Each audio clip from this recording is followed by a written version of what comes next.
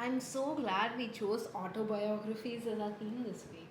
As much as I love fiction, it's so great to read about the lives of real people. Me too. I've really enjoyed reading about the lives of famous personalities in their own words. There's just something so inspirational about reading an autobiography. So true. I've loved Michael Jackson's music my entire life, but reading his autobiography, I could get way more insight into his life and his creative process. You know, that reminds me, I wanted to borrow this book. What is it called again? It's Moonwalk. It discusses Michael's childhood from his from his Jackson 5 days to his days in the show business, his relationships, and even his struggles with his appearance. That sounds really intense.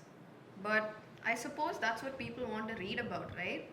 It's natural there's a lot of curiosity around the personal lives of famous celebrities.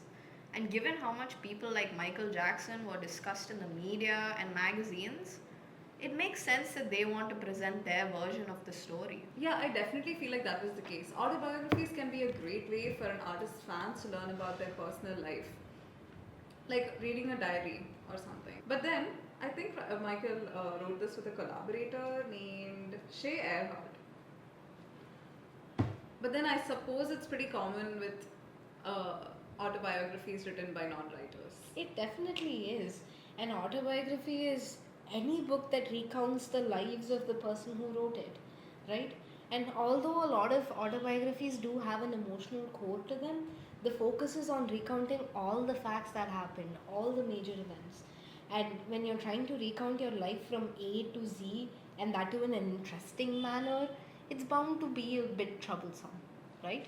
So, when you have authors who are not writers themselves, they may get the help of a co writer to help them organize all of this and to tell the story the way they want to say it. Take Dr. Abdul Kalam's autobiography, for example. It's divided into three sections.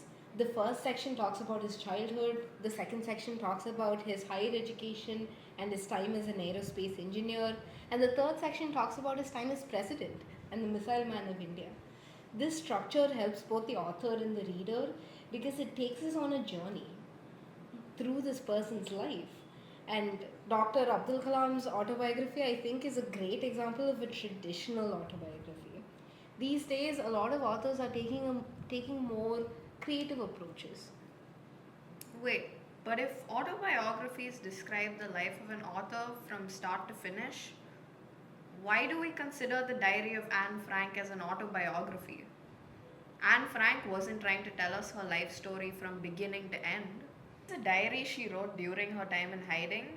We can see what her daily life was like as a Jewish girl in Nazi Germany. In a way, you're right. Anne Frank's diary was never meant to be a book. It was her personal diary. Someone close to her published it once she passed away due to the Holocaust. Although autobiographies have some common features, not all of them have to follow the same blueprint. It's like if it's written by the author themselves and it's a non fictional story, I don't think it matters.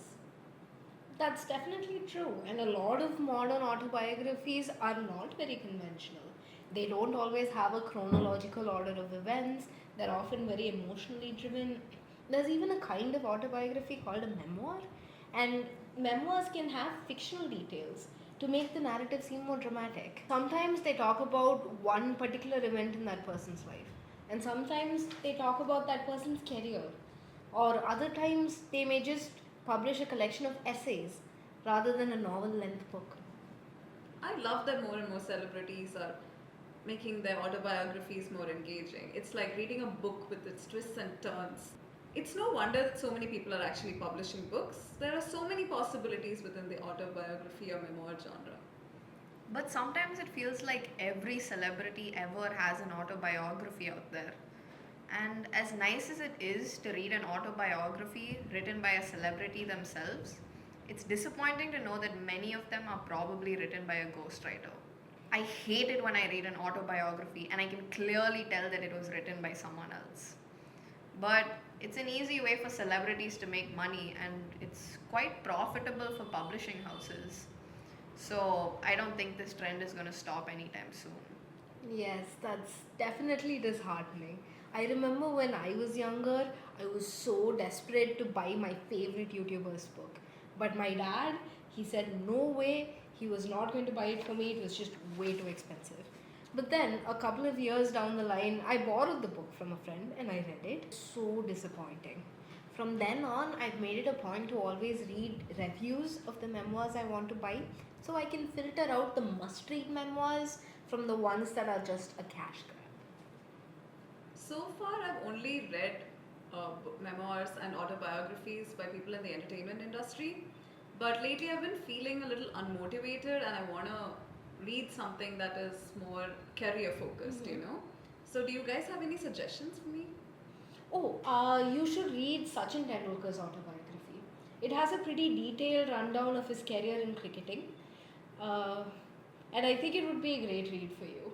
I know how much you love sports.